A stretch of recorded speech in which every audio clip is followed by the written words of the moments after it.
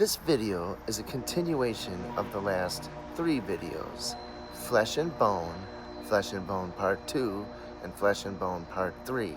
If you're just tuning in now, I'd advise that you go back and watch the first 3 videos that I just mentioned. It'll give you a better idea about just what it is I'm trying to get at.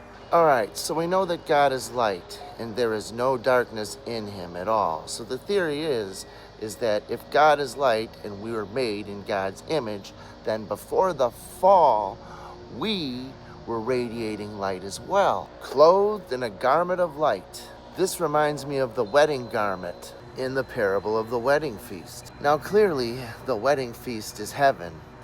And if you don't have the wedding garment, which I believe is the garment of salvation, which I believe when you die, you don't take anything with you but your spirit and your soul, so that would be the garment of salvation, also known as the wedding garment. And if that garment isn't white as snow through the washing of the blood of the Lamb, you're going to where there is the gnashing of the teeth.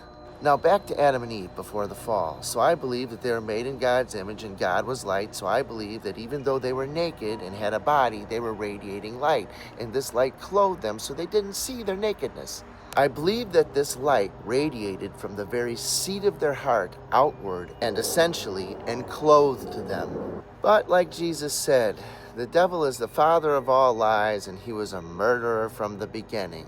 He lied to Eve, and Eve convinced Adam, and they both died in the same day that they ate of the fruit, because the devil was not only the father of lies, but he was a murderer, and he tried to murder God's creation.